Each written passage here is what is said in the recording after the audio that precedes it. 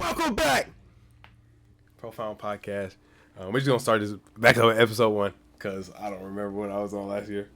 Today, I have a beautiful guest here. If you don't mind introducing yourself. Yep. My name is Ahmed. Ahmed Nazar. I'm glad to be on this first episode back. Yeah. I've personally been watching the podcasts for a little bit, so it feels good to be out here. Mashallah. All right.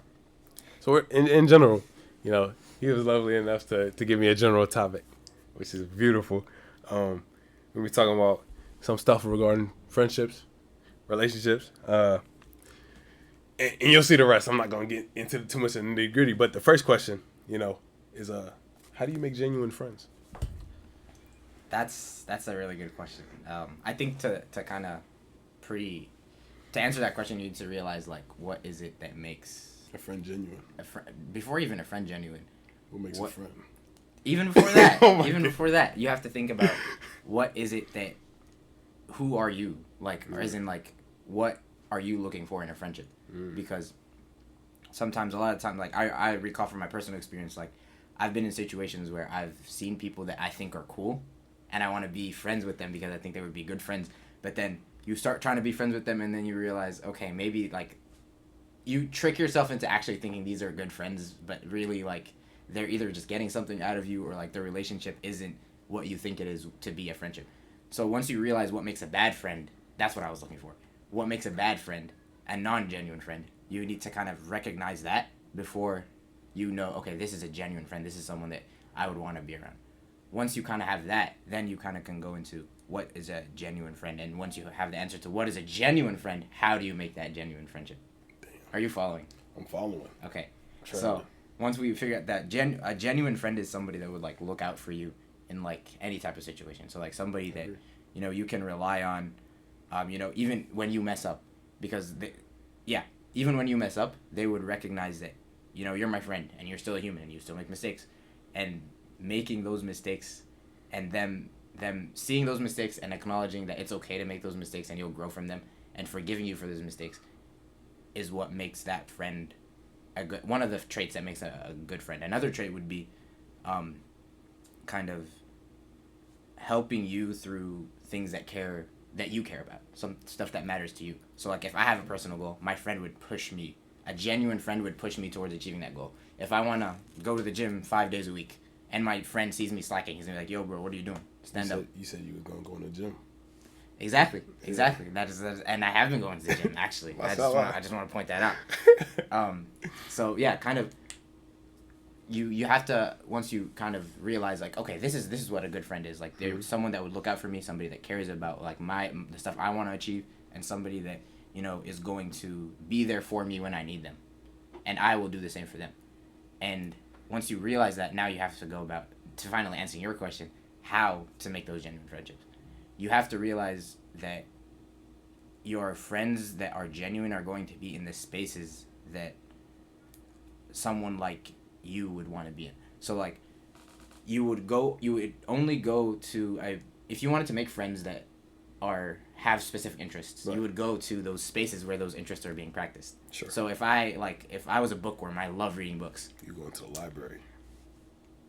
Who really reads books at the library? You going to a coffee shop. You're going to maybe a coffee shop. Maybe if you're on a college campus, there's probably some book club somewhere. Somebody doing some.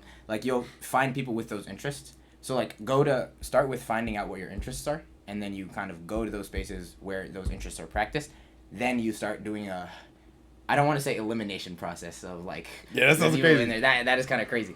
But think of it as you are going in and you're finding people that these are potential people that could be really good friends with you, and you should always walk in with the best intention, thinking of people in the best way.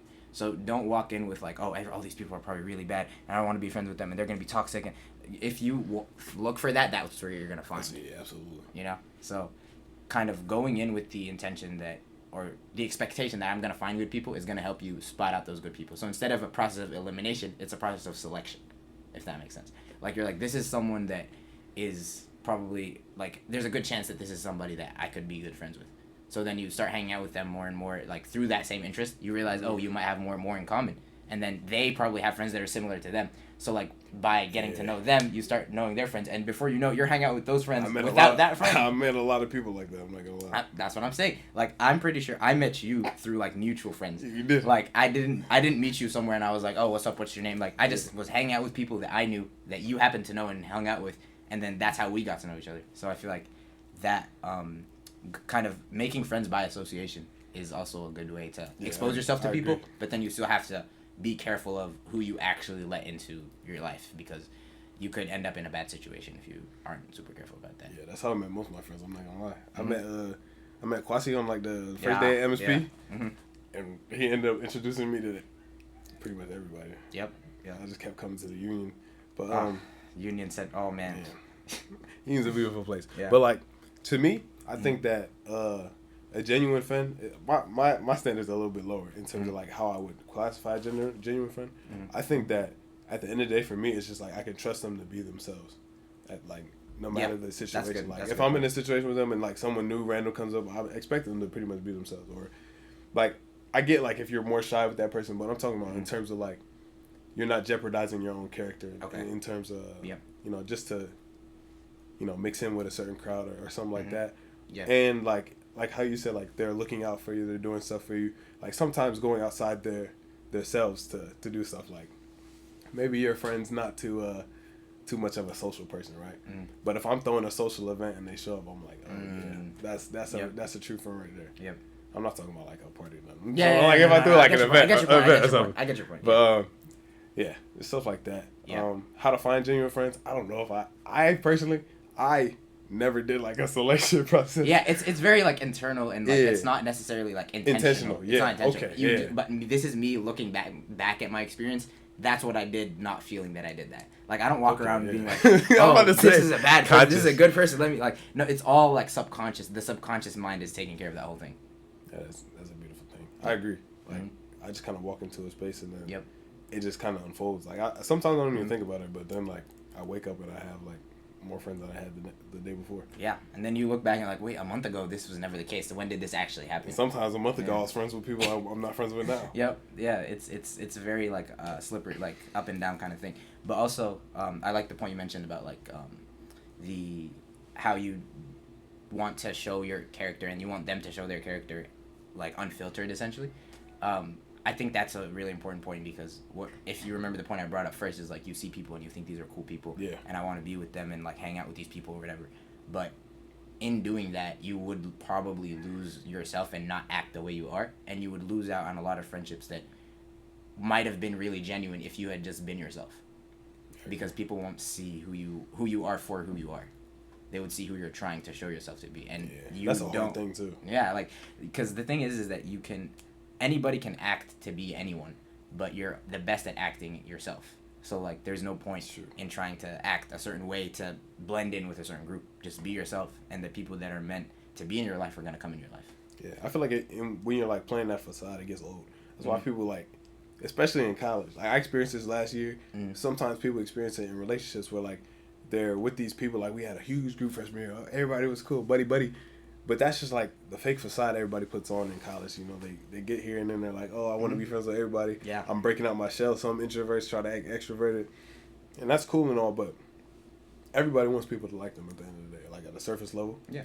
Especially like when they first get here. And then after like 3 months, I always say the 3 month, but like 3 months, that's when the true colors show, I feel. Yeah, anybody can act any type of way for 3 months. Then people start acting weird and you're like, oh, I didn't expect this from me. And the thing is like, I hold people very close to my heart, but like when I just met people, like it's not like I'm putting like 100% faith that they won't, but I'm not expecting anything at the same time. It's like, a good intention part thing. Yeah, I'm like, okay, like this is a cool person, but like if it went haywire, I'm not like, oh my God, my whole world is turned upside down.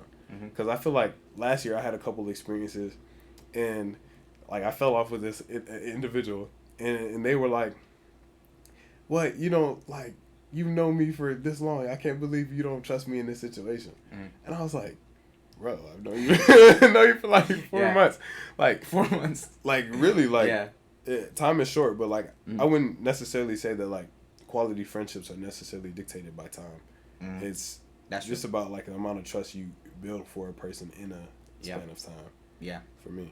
Yeah, I agree. I think the trust is really like, because I always see those things on like Instagram and stuff where it's like, those friendships that you don't see them for like a year or 2 years, and then you see them and it's like you guys never left or whatever. Yeah. Like, as corny it is, it's real. Like, there's certain friendships that that you hold dear to your heart, Sure. that aren't dictated by time. They're dictated by the love that you guys have for each other and the trust that you have in the other person. Like, bro, you're my guy. You know what I'm saying? Like, you're my friend. Like, it doesn't matter how long. Like, if I've determined in my head that somebody is my friend, Right. I'm going to act like that 100%, right?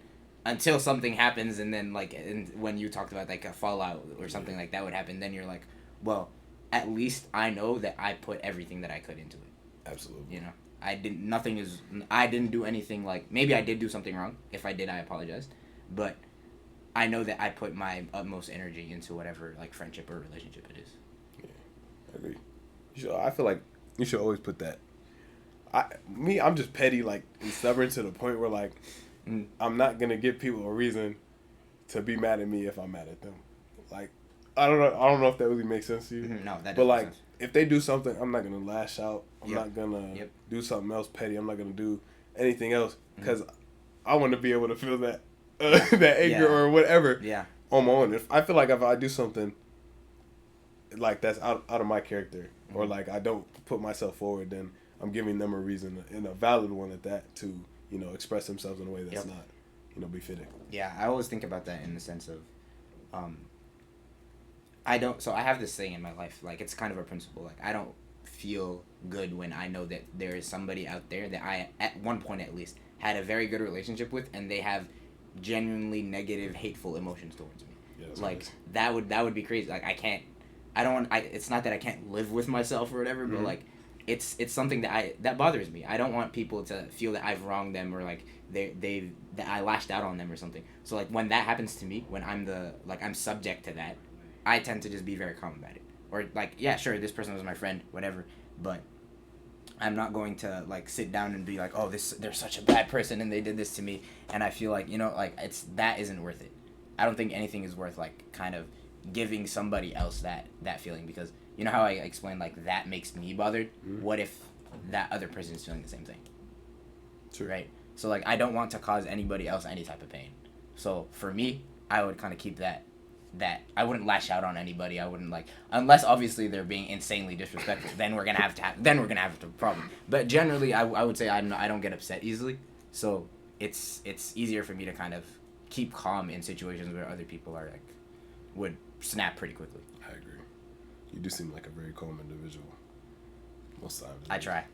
Most times. Most times. There's been a few times here and there where we're not here to talk about that. Moving on. Yeah. I don't know if you ever like listed your definition of like what a friend is to you, like other than like I guess you talked about like being there for you, and in terms of like like holding you accountable and like just being a genuine person to you. But like at the baseline, like how would you qualify a friend? I mean, like everybody meets a lot of people in college. Yeah. Some people you would consider associates, some people you would notch up to friends. How would you balance that? So I kind of had a experience during like my first 2 years of college, which I can probably get into later, but the gist of it was I learned about there's like two kind of types of friends that like you might encounter, or people that you might encounter that you might want to be your friend. One would be by proximity. So you either live in the same dorm, you take a class together, you're in the same club, something like that, and you notice that you guys are only hanging out in those settings, then to me that's a friend by proximity. Then there's another friend where you guys are choosing to hang out, or like there is you find yourself like hanging out with somebody that I already knows you, and we're hanging out together. So we have conversations. The more conversations we have, the more I get to know you, the more you get to know me, and we start to feel comfortable around each other. Like, this is somebody that I can hang out with, like talk, joke, talk about serious stuff, talk about like regular stuff, but what I think the baseline, like what constitutes like this is somebody that is my friend, is I've hung out with you a few times. I feel like I know you to an extent. I can hold a conversation with you. It won't feel awkward. You know that awkwardness that you have like sometimes if you meet like a random person for the first time and you're like standing like in a social setting and you're just talking to them because like like it was a circle and the circle kind of ended and like everybody's kind of gone. that kind of where you could have a conversation with them, and you won't feel that it's like disconnected, but also, it's that point where you brought earlier is, you're not putting on a facade, like you're not acting like someone you're not. You're not putting on a mask or putting on like an outfit that isn't yours. Essentially, you're being yourself, and you're having that conversation with that person. You're expressing yourself how you normally would with like people that you would consider your friends. If that answers the question. I think it does. Okay. For me, I would just say like the feeling that they inspire within me. Okay. That would be like how I quantify it. Because like sometimes you see people, oh, what's up, blah blah blah blah. But like when I see my friends, I'm like, oh yeah, like this is my guy right here. Like it's like it's not necessarily like a happy feeling. It's just like I don't know, like I know what you're like. Up. I'm referencing a meme. I do this all the time, but like that meme of that one guy. It looked like he was in like the White House or something. He was dabbing people up. And he was like, yo, what's up? Come here, bro. Like my brother. Yeah, my brother. Yeah, that one. I hope everybody understands that one. But like that type of like when I see my friends right now versus like when I see people I know, it's like, oh yo, what's up, bro? Versus yo, what's good? Like you go like you're hugging the guy. You're like, yo, what's good? Like you how you been, bro? Like you're actually excited when you're talking to them. Like that's a sign that this is a person that you hold dear to your heart. Yeah. And I guess because it may not seem like I'm very particular about like my space, I guess, or like how I spend my time. And like there's certain people I just don't care. Like I think that's when I'm like, yeah, this is like a close friend of mine. When like I don't care if they're like taking up my time or they're in my space. Cause like one of the reasons I got a solo is cause like I just can't. Like I like my space so much, and like having someone I don't necessarily know. Cause I used to have Andrew as a roommate, and I don't care. Andrew can. Yeah. He could be in my actual house at home, and I wouldn't care. Yeah. But like, I think that's another thing for me. Like when, you're comfortable with them in your spaces, in things that you like, would claim, I guess. Yeah, like the example being, for example, like if you have your own room or something, like if you live alone, you fully control who enters this space and who doesn't. So like you can be like selective with that, essentially. I agree. All right. We'll move on to, I guess, relationships. With that part, like meaningful relationships. So, what are your thoughts on modern relationships in general? Modern relationships? Yeah, like all relationships that people our age are having. Okay. Like just in general, like what do you think? I just want to ask in general, like in general, because like I can get more specific later on, but I just want to know like your general review on relationships. I think like having a relationship with somebody can be like very good for you, but also can be very bad based on obviously the context of the situation, like the type of relationship it is and the type of people like people are. Like obviously given also people like certain people have different like religious beliefs when it comes to like people are dating or people are married but we're let's assume in this context like this is somebody like you're locked in with like you're like you're whatever phase you would have called it, you're like however you want to frame that. Yeah. I think that you having somebody that is so close to you that kind of is the closest person to you. You literally spend like most of your time when it's with someone else, it's with that person. I think it can be a very good thing if you learn how to manage that properly and you know how to be emotionally intelligent and know how to make sacrifices when you need to make them and know when to kind of step up when you need to step up. So it's not a whole give relationship or a take relationship, but it's a give and take. You kind of realize that you have to recognize that this is someone else that is not you, that doesn't have the same opinions as you. So you kind of have to focus more on the other person rather than yourself, because it's harder when it's Absolutely. when you're because like for example, if you used to do everything on your own and now there's someone else that is always involved in these things with you, it's always harder to accommodate for them. So I think that if you learn how to do those things and manage them, then it can be a very healthy thing for you. Having that emotional support when you need it, having the just someone to hang out with, like when everybody else is busy, like it keeps you disciplined in a sense.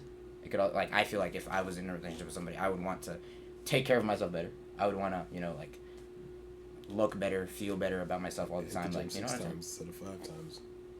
Yeah, that's what I'm saying. Like, it pushes you to want to be a better person. Absolutely. So that's in the best case scenario, of course. Yeah. One point that you touched on that I like resonate with it a lot is like realizing that it is another person and like you're not the same and your views on certain things or like who you are is not going to be the same. Because I had this problem like I guess coming into college or like maybe even like my later years of high school, like my moral values and like the way I perceive the world. Yeah. I guess in a way I kind of expected everybody else to like see it like that in a way.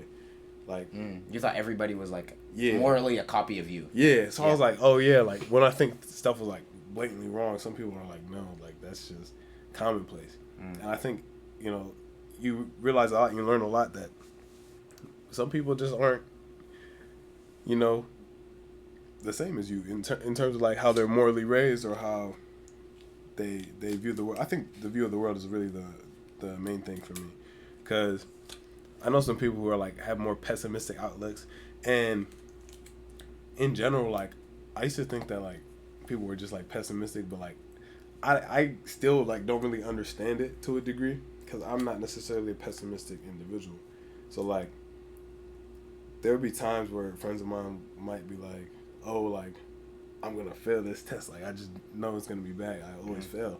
And I'm like, why do you think like that? Like, no, just stop. But I realize like that's just a stupid thing to say at the end of the day, because it's like they're different than you. They have a different scale of like everything. I mean, like it may help me saying that, but it might not at the same time. It might just be like, oh, like this nigga's just telling me to just neglect my own thoughts at some point. Yeah, I think like that I think that's a very good point, because like if the example of a test, so if I'm failing my test and you come and tell me, why are you thinking like that? If we go back to the point about genuine friendships and me being myself, that's going to make me take a step back. Kind of, I'll feel like, okay, I'm kind of being judged right now, you know? So it would affect that. But also, like, yeah, like, you do have to recognize that, like, other people have different worldviews. And I was literally talking to one of my friends, Hussam. He was telling me, like, or we were having a general conversation about, like bullying and, like, how people grow up being affected by bullying and how different people have different tolerance levels for different things. So a joke that is funny to me might actually hurt your feelings. Right. And maybe what might be funny to you would hurt my feelings, like, because people have different experiences, have their own separate lives. And I was literally talking to somebody else about it earlier. The idea that everybody out here has a different life, and everybody here is everybody has their own story, and you're like this like dot in their like what's the word I'm looking for? In the spectrum of their life, like you're just a dot that happened to like happen there, but you have no idea of the whole context that's happening behind that. Yeah, what makes a person tick? Yeah, exactly. So you're like, you think that, you know what, this isn't gonna mean too much to them, but you have no idea what it actually like would affect them in that whole spectrum of life that they have. You know. What? No, I completely agree. You really don't know. I mean, I think a lot of who people are is in reference to like their life in totality. I don't think like as much as people instantiate that like individual points make a person, I think like it's like all encompassing. I think like certain events and stuff like change the way you think, and I think that as you keep living your life, it keeps getting cycled and cycled, and it ends up like becoming who you are. It's like what you're conscious of becomes your subconscious, which becomes your reality. So like it's like those small instantiations of things happening, and it's like the conscious choice or like the conscious effort needed to like kind of get rid of that thought, that stigma. Otherwise, it's going to become a part of who you are. And I think that, you know, some people will hear other people's trauma and you know, like say a couple things, like words of advice, and I'm definitely guilty of it. I ain't like a lie, but like they'll say advice or give some type of, you know, comment about it in expectation that it's like it's gonna help. But like those kinds of things, I feel like it's like in the same way that you thought of that stuff day to day, it's part of your like thought loop, because I also think we have like the same 80% of thoughts every day. I'm not gonna lie. So it's part of that loop, and unless that person like breaks that cycle on their own, it's just gonna become a part of who they are until like they're able to like replace it or find something new to think about. So it's about like acknowledging that sometimes who people are isn't necessarily like dictated by these specific events, and you have to somewhat give grace but at the same time, you can't let people walk all over you. So, Yes. I mean, like, it's Yeah. a real give and take. Like, you have to pick and choose your battles, I guess. Yeah, you do have to kind of be conscious about, what you say, but sometimes, like, it might be the thing that must be said. Yeah. So, like, if you're my close friend, if we're talking about, like, this whole timeline of your life, I was using the word spectrum earlier. Timeline is what I was That's looking what for. you meant? Timeline is what I was looking for. Right. If I have, if you're my close friend, I have a good idea of, like, what's in your timeline. Or a decent idea, at least. Like, obviously, Right. you would know way more than me because it's your timeline. Sure. But I know a good amount where I know generally, like, I have a estimate of what I would say, would it help or not help, based on what have you been telling me about the, like, X situation or what I already know about your life. And having that context, like, understanding it before you say something to somebody is very important in how they would end up taking that. Because, like, if I understand your situation, I give you a piece of advice, and you're like, and you have the idea that this is my friend and he has my best interest in mind, he's not going to tell me anything to just hurt my feelings. Right. Like, this person is telling me something as advice as my friend looking out for me. So I would take that, and if you were giving me advice and I knew you were my genuine friend and you were telling me this advice, even if it was, like, the worst, like, advice, like, if you had no idea of my timeline, you just said something to me, but I know your intentions behind it are pure, I'm not going to take it and be like, this person wants me to not succeed in whatever I'm doing or whatever. I'm just gonna be like, okay, they don't understand enough about the situation, but they are looking out for me and they are keeping my best interest. Doing what's right. Exactly. They're doing what they think is right in the situation. Right, sure. So it's kind of like a two-way thing where you have to be mindful of what you know about my timeline of life, and I have to be mindful of the same thing, but you're mindful of what you say and I'm mindful of how I react. Like, what are they speaking in reference to? Like, how much do they know to be like where's this, like, thought or advice coming from? Like, what do they think I've been through? What have I told them? Yes. To the point where they're telling me this advice. Like, Exactly. I get that 100%. Yeah, you have to really, and it's really hard when you're on the receiving side. Like, when somebody's giving you the advice, it takes a lot to humble yourself. Like, what are you talking about? Like, what are you talking about? You don't know anything. You're that's, like, the thoughts in your head, but you have to kind of calm that down and really think about, this person understands X, Y, and Z, but doesn't understand A, B, and C. So based on what they know, and that's the advice they gave me, that makes a lot of sense. But let me explain to them a little more and see what they think about that. Yeah. You know?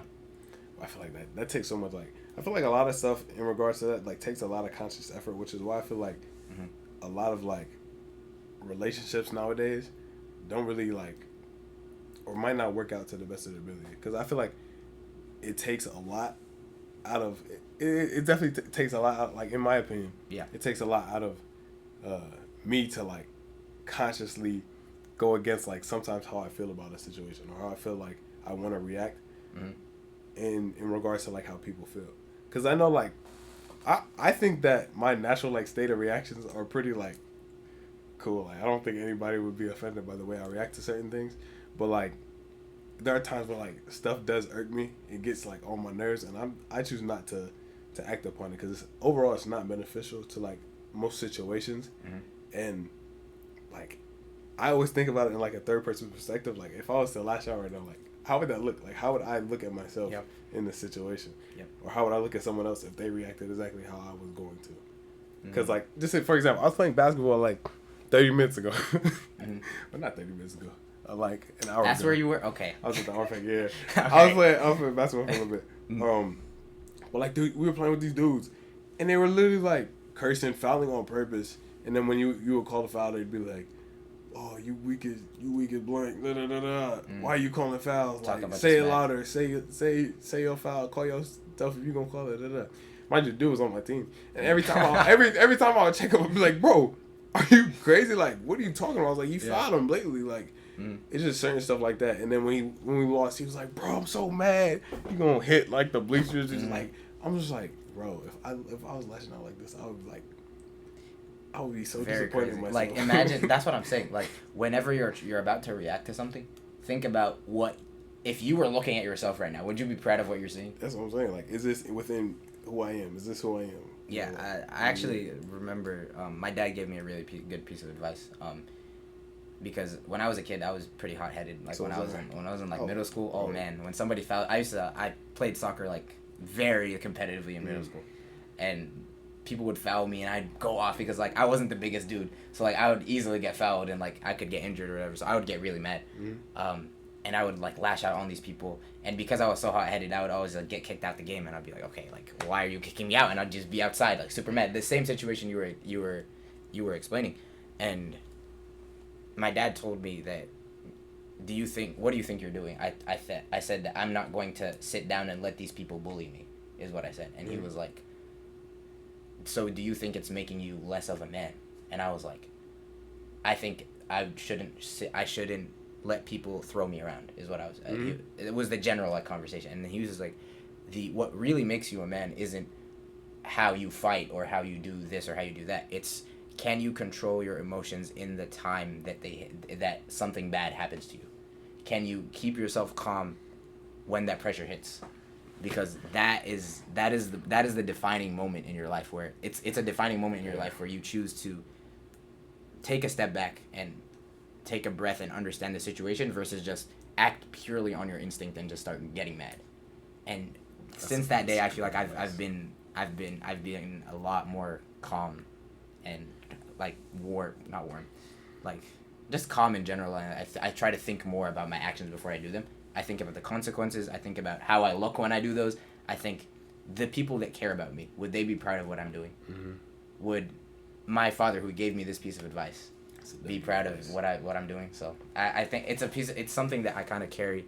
I haven't said that out loud in a while, but like I always carry that principle in my mind. Is like every action I do, everything that I do outward facing that people see is representative of me, my family, the people I care about, the people I hang around. Because if I meet somebody new, let's say I didn't know you, everything I do and you see me do is your perception of me. But if you knew I hung around X amount of people or this group of people, you would think all these people are like this. So I better put out a good image of myself, because it's not representative of just me, but everybody that is associated with me that they know of. That's some great advice that your father gave you. I'm not gonna lie. My father also gave me some advice like in middle school times, because I used to be like, I don't know how hot-headed you were, but I was hot-headed like outside of sports contests. Like I was just an angry kid. Like I would just lash out in anger at my siblings and whatnot.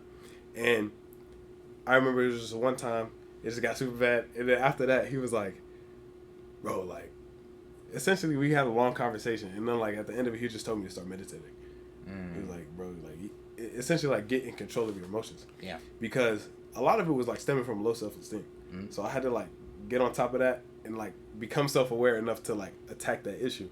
And ever since then, I wouldn't say like I was super calm like the year after or something like that. Yeah. But like the point I am now, I feel like if I was like in 7th grade looking at myself now, I would not believe I was like the same person. Like I definitely agree. Like getting on top of your emotions is probably like the best thing you can do for yourself at the end of the day. Yep. Because like, I mean, it's one thing to be like emotionally volatile, and it's one thing to not have emotions, but it's like another thing to be able to, you know, wiggle your way in between and like know how to express yourself, I would say. Yeah. Because I think who we are is like, at the bottom line is the reaction to everything around us. Like, yeah, who we are as people is just but the reaction to the world around us. Yeah, it makes a lot of sense. And it also comes back to like you just mentioned very briefly, like self-esteem. So kind of when you go through those situations, you're upset and you're mad and stuff doesn't work out for you, and you start noticing that pattern of like, oh, I got mad again, I lashed out again. And the more that happens, you start thinking nothing is going my way, and that is going to start affecting your self-esteem. You're going to think, oh, I'm not succeeding in X thing, I'm not succeeding in this, or my grades in school suck, I'm not playing the sport as well as I used to, I'm not going to the gym as consistently as I used to. Like, all these things start not going your way, and you start losing confidence in yourself. And that self-esteem kind of will ripple into everything else in your life. So if we're going in the context of friendships, and you start having low self-esteem, you're starting to become insecure about a lot of things, that's going to affect your friendships. Absolutely. If you're in a relationship, that's even worse. Your partner is going to be like, oh, I don't even know this person anymore. Like, what are you talking about? Like, when we first, like, started, like, when I first started getting to know you, this is not what I thought you were going to be like. So, and that happens a lot in, like, any type of relationship where someone starts off a certain way and then ends up in a different way. part of that is like people using others to build their esteem. Like I made a video and like my friend, Carter, he and I had like a epiphany like last year with like how people derive their self-worth and whether or not like it's solid grounds of foundation. Like I feel like how we derive self-worth is like also equally important because if you get it from yourself, like it's going to stay there. Right. It's going to be there for you no matter what. But like sometimes people like do it with like who they hang around, who they're with, like and stuff like that, and they hold on to it so tight. It's like when you do something, it's affecting their esteem because they're like you're kind of attached to them. It's like two supportive structures causing each other to collapse because they're like you're too dependent on the other. That would, I think, deriving your self-esteem, because if, again, in the context of a relationship, it's going to feel like you're draining the other person, and it's going to feel like, because what happens when you lose that person, or what happens when you're in a situation where your self-esteem is low, but your previous source of self-esteem is gone. It's like, well, you don't know what to do with that. Exactly. It's just that's definitely happened to me before. I've been in the same situation before, but the thing is that has to happen to you for you to realize that I need to have my own self-esteem that stems from myself or stems from something that isn't dependent on other people. Because if it is, then I don't control people's lives. I don't control what happens in their lives. I don't control how their self-esteem is affected by whatever happens in their life. But if mine is dependent on theirs, I don't know what to expect. Like, if they do something and my self-esteem is dependent on how they talk to me or how they think about me or how they're living their life, that's going to cause too much inconsistency in my life for me to be, content and comfortable. Exactly. It's going to be a lot harder for you to manage what it is that you want to manage for yourself. Yeah. Very real. Yeah, it can get pretty messy. I think that, like, one of the main things that people should do in terms of, like, deriving self-worth, because my dad definitely told me something. I've been trying to remember it, but it was, like, along the lines of, like, at the end of the day, you are constructing who you are, like, how you view yourself is, how you view the world around you. Like, I think everybody's either living in their own personal heaven or hell at the end of the day.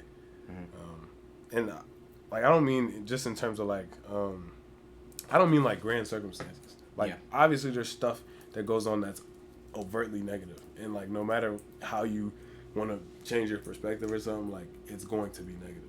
But in terms of the things that like are like mundane or in between that are up to your perspective, is like those are the things that determine whether or not like you're a positive or negative person, whether or not you view the world or or positive. Generally positively or generally. Yeah. And I think that it also ties in like to the idea of like manifestation on like a very baseline level, even if you don't like believe in like the spiritual aspect of that and like pulling stuff in and whatnot. Just like if you're viewing the world as like positive and you view yourself as a very positive person, when positive things arise, you're going to acknowledge them to a better degree than the negative things. Like if you're a positive person, something negative happens, you're gonna brush past. Like it's really nothing. You're not gonna attach it to your character.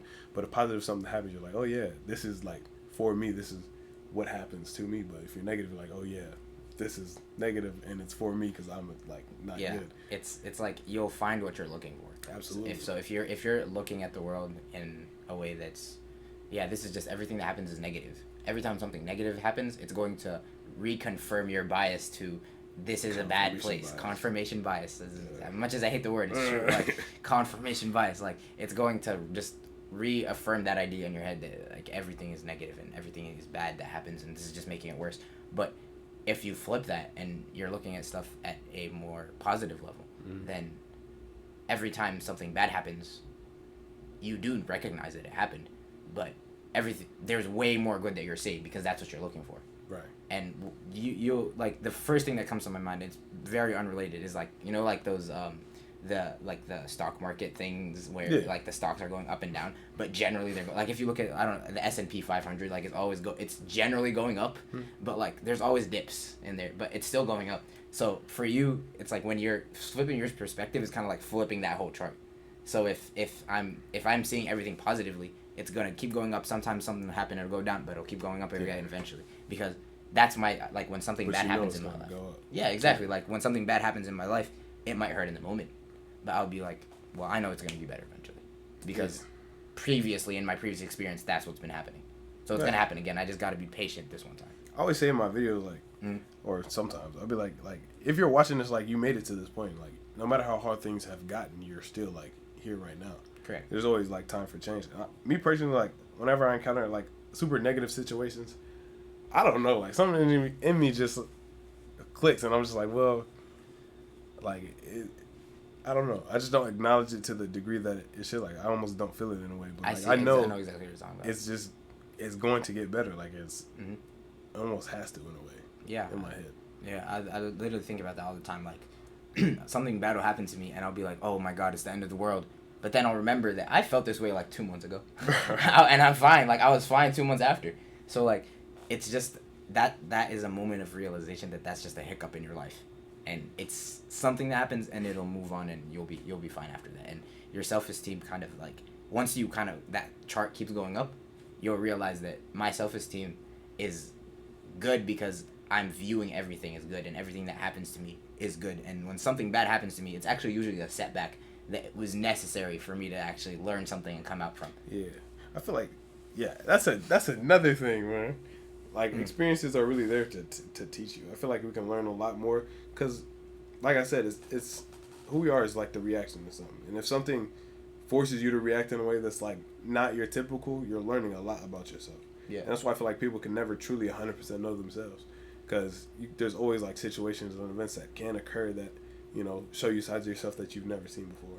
And I also think that, you know, like he who thinks the journey is over is the one that's truly lost. You think you are a certain way, and that's when you can, like, I feel like you can attach real connotation to yourself. Like, if I think I'm done growing, I'm done as a person, like, this is who I am at the bottom line, and I don't like that. You just lost. I lost. Like, I'm depressed, I'm anxious, you know, there's a lot of stuff because you feel like you're playing this role until you realize you're playing it.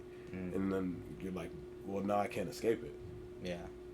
So, I feel like that's where most of the difficulty comes from, is like thinking that you're stuck, thinking that who you are isn't subject to change when that's literally all we can do.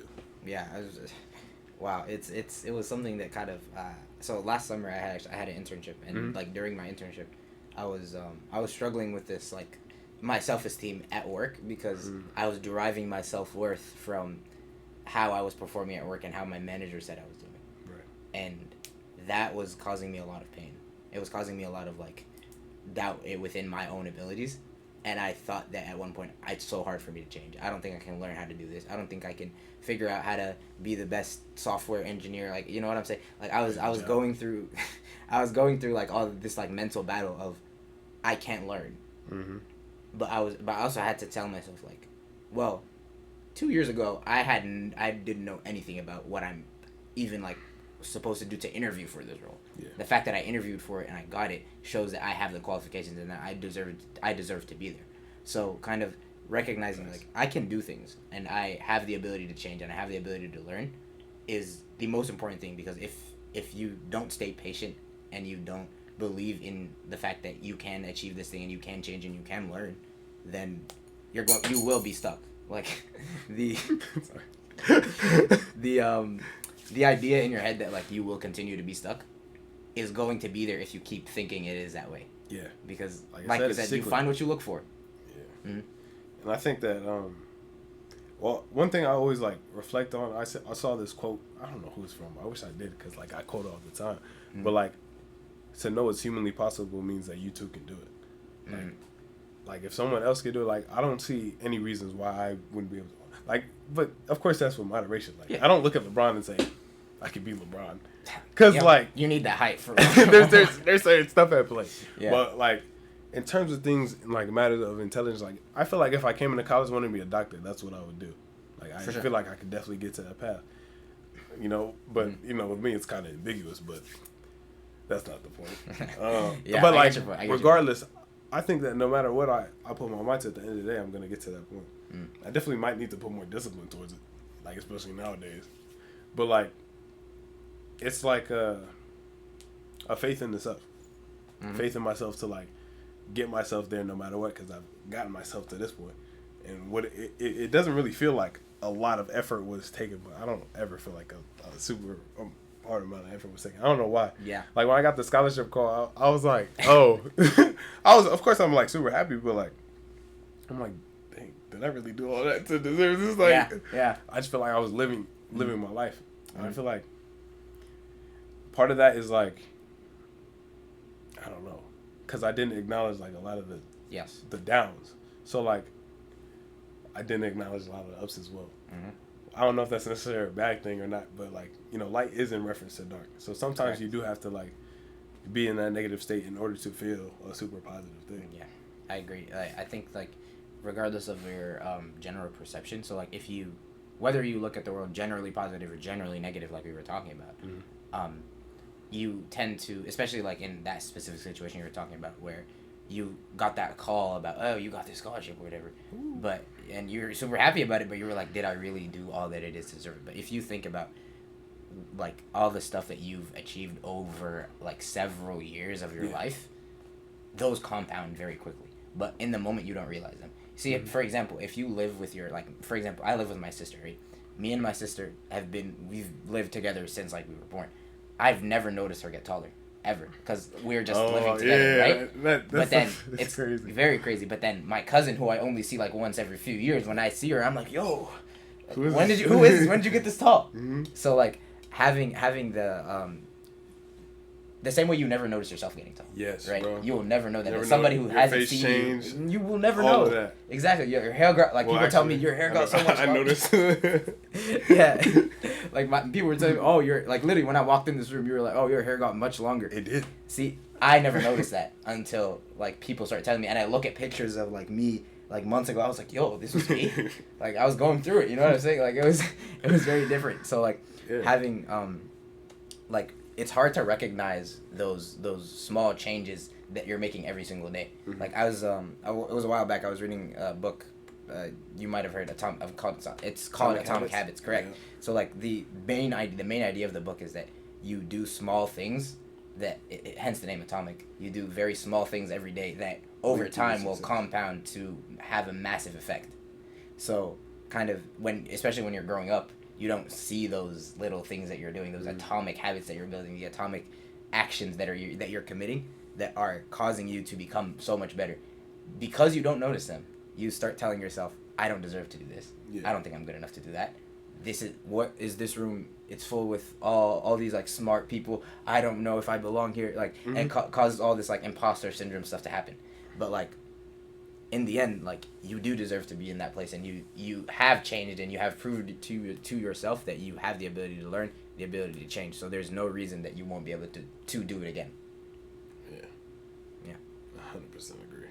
That was a spiel on that, and I had a really like long thing with that, because I had a rough first 2 years of college, especially not just academically, but like in general. Like it was just because my family, like at the time when I started college, everybody they were still living in Sudan. Like it was just me out here. So like, it was rough. It was rough. Like everybody would be going home on the weekend. I'd be like, yep, it's just me out here. Like I remember it was Thanksgiving, and that's terrible. It was just me out here. I was literally, when I tell you, I was walking around campus, like ghost town. When I tell you it was ghost, I was like talking to myself outside, because there was nobody to like react to whatever you're saying. Like I saw somebody, like I saw one person that whole break, and they were walking and they were playing music on their speakers. Like it was that empty. And like that just shows like how like that experience. Yeah, I'm just trying to do that to frame how like weird of a time it was for me. So that, along with like I just started college, this is a whole new course load. I'm doing all these things that are so much harder than like high school, because in high school you don't really have to try as much as you do here. Yeah. So like I was really going through it, and I really told myself, I don't have the ability to learn this stuff. I don't know if I can do this, and it really caused me a rough time. But like eventually I was able to convince myself, or show myself through like even previous times in like my career, like academically, or even like as a child, like just a regular person, like I was able to learn, and I was able to overcome things before, so there's no reason I can overcome things again. I don't necessarily try to look at the scale of the things I'm trying to overcome. It's more of like, I'm trying to overcome this obstacle. Have I overcome an obstacle before? Yes. So that means I can overcome another obstacle. It doesn't really matter to me how big of an obstacle it is. As long as it's an obstacle, that means there's a way to obstruct the obstacle to move past it. He who thinks he can and he who thinks he can are both correct. Exactly. sometimes you just gotta posit. I feel like you just gotta posit that like positivity within yourself. It's definitely difficult, like especially at first, because like who wants to like have that conscious effort when every ounce of their body is telling them like the opposite. But sometimes you just gotta like have a little fight in your head. Yep. And then sometimes come out on top, like and realize that you're the main influence in your own life. Yeah. Well, let's move on. I don't know what questions we really touched on, but we just kept going. That's great. All right. I guess we can move on to the topic of self-confidence because it kind of ties in. Okay. So, do you think self-confidence is something that's developed, or do you think it's more of a natural something that's cultivated? It is definitely developed. I think if we go back to that mindset that we were talking about, I can't learn, I can't become this. If everything was innate, change wouldn't be possible. If I was destined to just not be able to do certain things, then I wouldn't be able to move past any type of obstacle, if that makes sense. I would have to just settle where I find myself and not desire to change. Because I think that the way like humans, like we're created, we desire certain things, and that desire is a indicator. It's an indicator that whatever we desire is possible. Do you see that? So you think like nothing comes into the head that's not... Well, not nothing. Obviously within reason. Yeah, of course. But within reason, like like you said, if it's humanely possible, then there's no reason that I can't do it.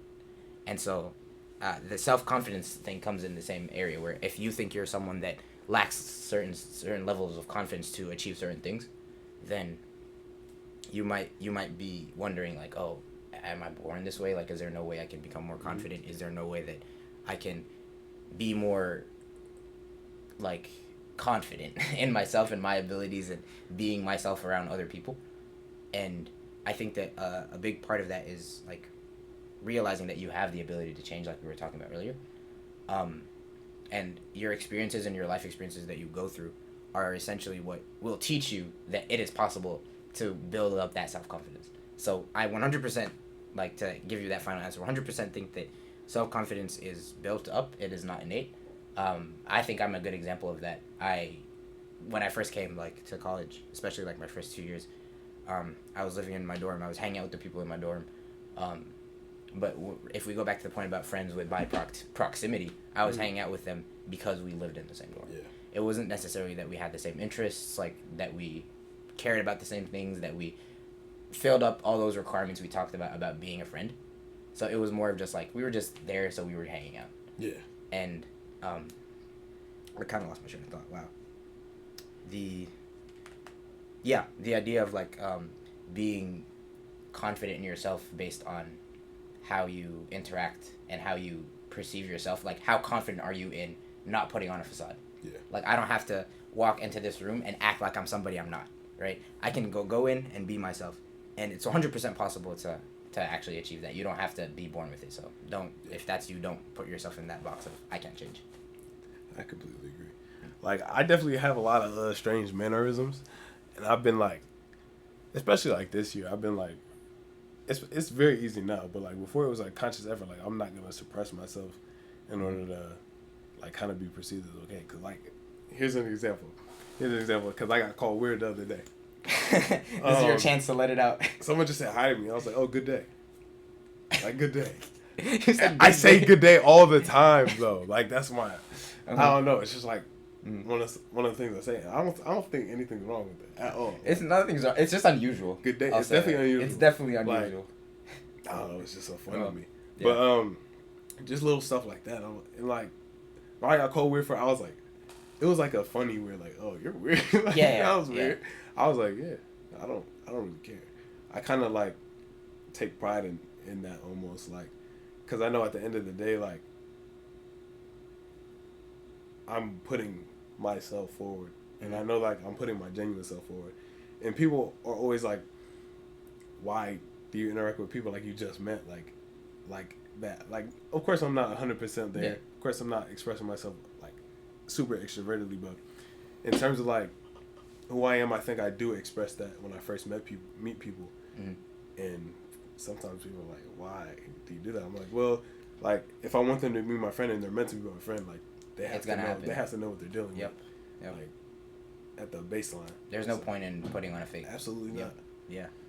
And like it comes back to that point of, you know, being so confident in yourself or confident enough in yourself that you are able to present yourself as you are and not be affected by the negative thoughts that will come from everyone, because you have to come to peace with the fact that not everybody's going to like you and you're not going to be friends with everybody, and that shouldn't be your goal to have people to like you, because like you said, if they're somebody that is meant to be your friend, they're going to see what they're dealing with, and if it's meant to happen, it is meant to happen. It's going to happen. You don't have to like kind of force anything to happen. It's just going to, as long as you be yourself, you put yourself out there, that's what's going to happen. And I feel like that's kind of what happened to me. And back to the point I was making earlier that I quote unquote forgot, was the idea that, you know, I focused on being more confident in myself and who I am and the things that I like. Like, I stopped doing the things that I did because the people I thought were cool were doing. Like, I stopped doing those things because I realized that they aren't the people I want to hang out with. Maybe they're not the people I want to hang out with. I'm hanging out with them for the wrong reasons. Right. I started realizing that I need to figure out what I like, who I am, what do I enjoy doing, and who are the people what kind of people do I want to be around. Right. Once I started doing that and focused on those traits in myself, I found that the people that were meant to be in my life started showing up like this. Like, I started making these very genuine friendships that seemed to happen. Like, it doesn't seem like I put any type of effort into them. So it's the same way when you were talking about the scholarship call thing. Yeah. I was making all these like small improvements within myself and my confidence in myself, and not accepting the thought in my head that I have to get other people's approval. I fought that thought and thought to myself, I have to be myself, and I have to focus on being able to present myself as I am. And when you're doing that every single time you're outside of the house, every time you're presenting yourself to other people, you don't notice it anymore.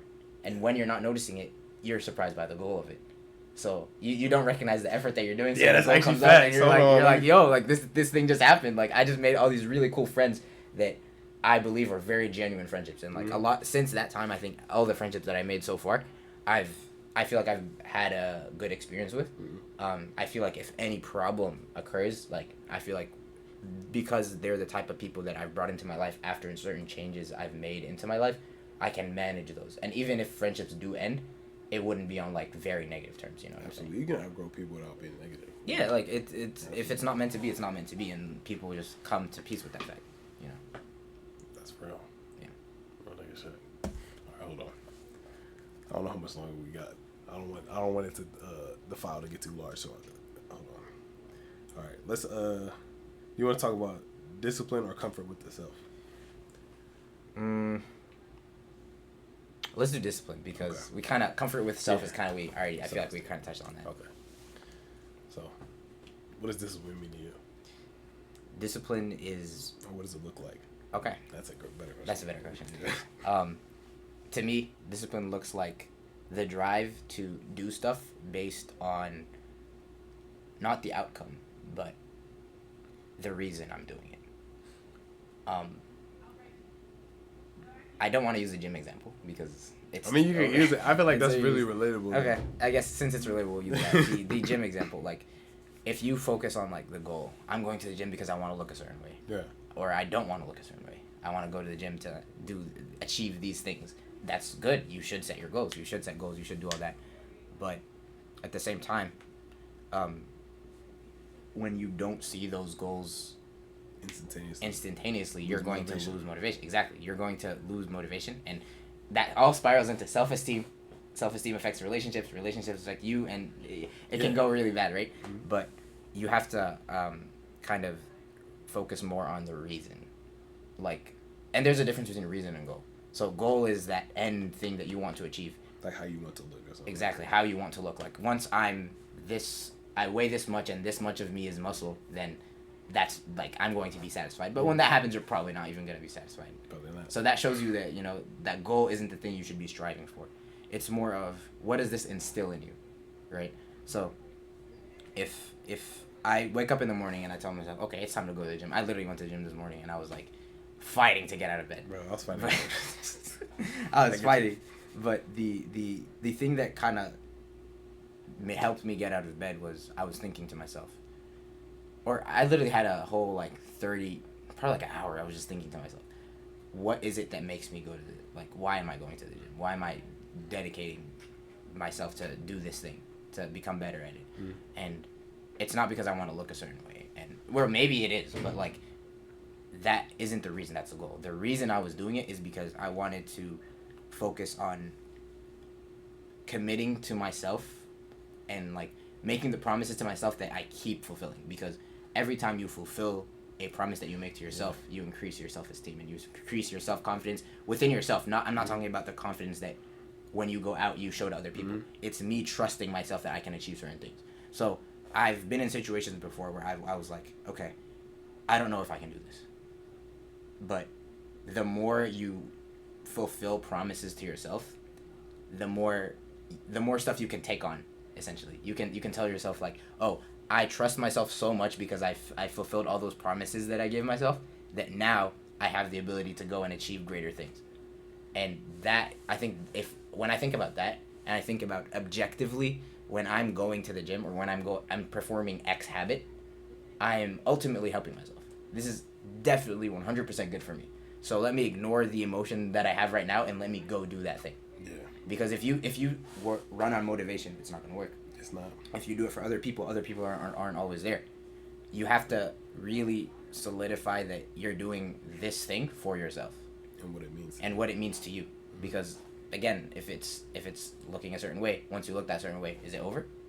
Where do you go from there? Yeah. But if you're thinking about more of an endless thing where I'm just trying to be more and more disciplined. I'm trying to show myself that I can continuously be better, because nobody's perfect. You're always going to make mistakes. You always have a limit, but you're always trying to push that limit, and you're always trying to be better at what you do. And the more you again fulfill those promises. So the gym is the example of that promise, but I do that with everything. In the morning, like I wake up, I'll make my bed. Making my bed is a huge thing. Like I'll be like, yo, like. Okay. My bed is cool, it's bro. It's cool. It's cool. Like it's on there. Like is it, whether it be like, oh, I made my bed, I woke up, I had breakfast, like I had a healthy, nice breakfast, or I went to class today. I went to class on time. Like that's a win for me. I told myself I'm gonna do it, so I'm fulfilling it.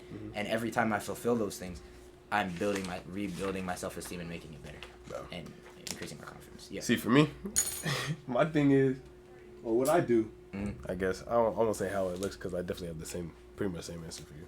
But like, I have a list that I make the night before I go to sleep. I make a list of stuff I want to get done tomorrow.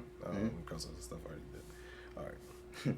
So like, and I finish it every day, no matter what. Like yesterday, where's yesterday's at? Yesterday I finished it. W. I wrote a W for myself because I did it. I finished it at like 2 a.m. though. But like I was like, I have to get it done. Yep. Like, I have one more section. See, look.